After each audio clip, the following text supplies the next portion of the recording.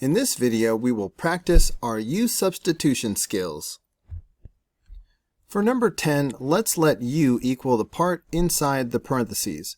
So u equals 6 minus x to the third power. In that case, u prime will equal negative 3x squared.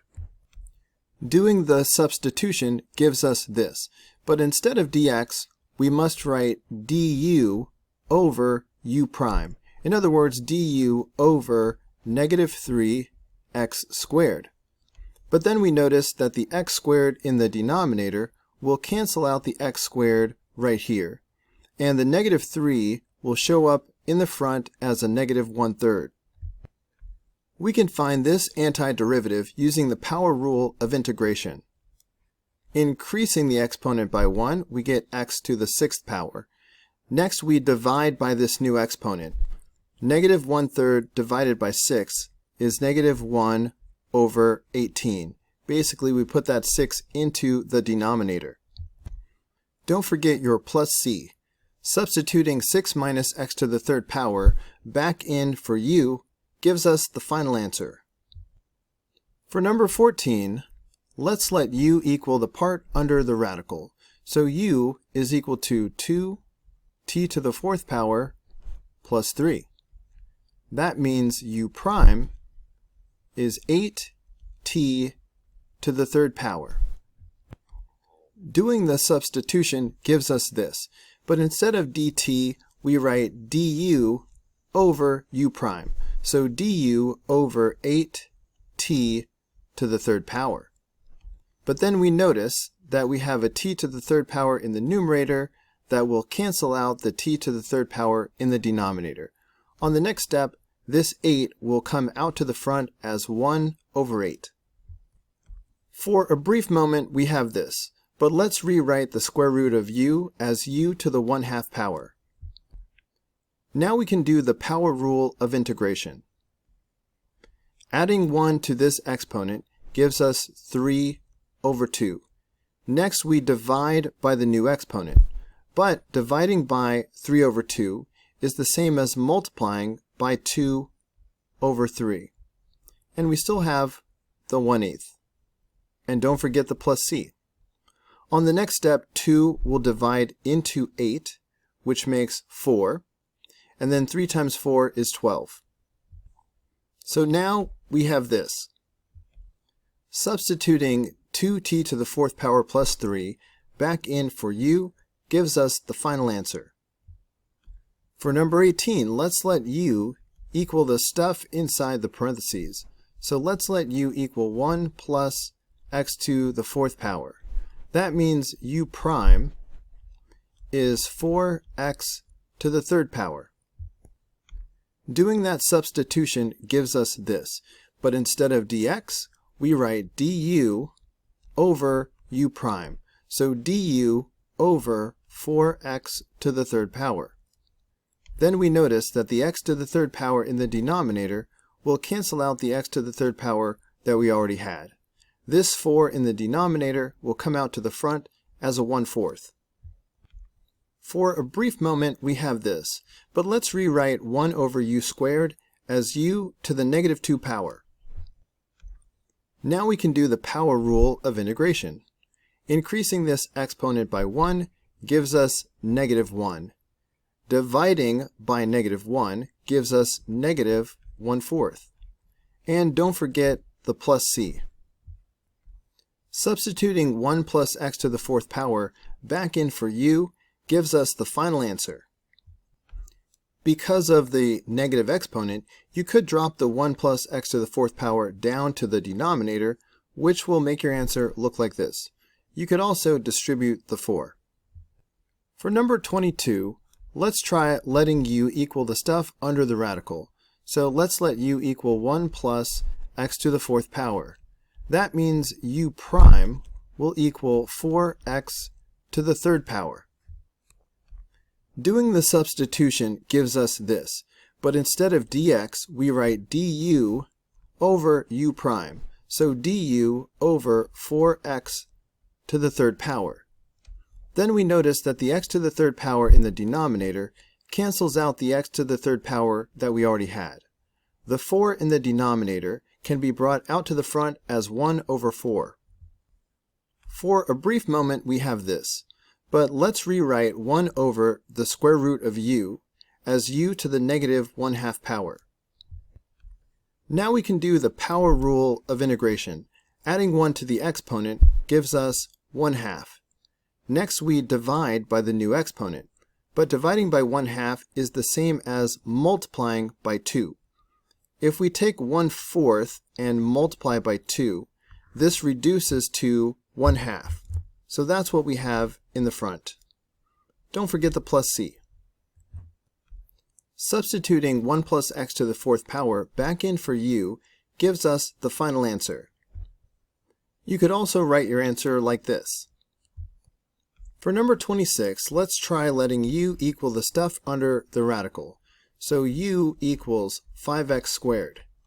That means u prime will equal 10x. If we do the substitution, we get this. But instead of dx, we write du over u prime. So du over 10x.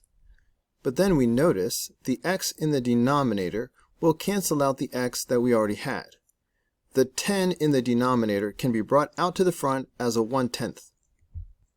For a brief moment we have this, but let's rewrite 1 over the cube root of u as u to the negative 1/3 power. I'm going to bring down the 1/10 and do the power rule of integration, increasing the exponent by 1. So I'm adding 3 over 3. That's going to leave me with 2 over 3. Next, I divide by the new exponent, but dividing by 2/3 is the same as multiplying by 3 over 2. Don't forget the plus c. Substituting 5x squared back in for u gives us the final answer. Number 30 looks a bit different, but it's really the same thing. To solve the differential equation means getting y by itself. You can change dy dx back into a y by taking the integral, the antiderivative. So basically we just need to take the antiderivative of both sides of the equation. So that's going to give us the solution y equals whatever this integral is. And of course, to find the integral, we're going to do u-substitution. Let's try letting u equal everything that's under the radical. So let's let u equal x squared minus 8x plus 1. That means u prime will equal 2x minus 8. It might be useful to factor this. So u prime is also equal to 2 times x minus 4. I left out something on the previous step. When we integrate both sides of the equation, we need to put a little dx on the right-hand side to show that we are integrating both sides with respect to x. Anyways, performing the substitution of u, we get this. But instead of dx, we write du over u prime. And I'm going to use this version for obvious reasons, because in this form we can see that the x minus 4 in the denominator will cancel out the x minus 4 that we already have. The 2 in the denominator can be brought out to the front as a 1/2. For a brief moment we have this, but instead of 1 over the square root of u, let's write u to the negative 1/2 power. Now we can do the power rule of integration. Adding 1 to this exponent gives us a positive 1/2. Then we divide by the new exponent, but dividing by 1/2 is the same as multiplying by 2. Don't forget the plus c, and obviously on the next step these 2's will cancel each other out.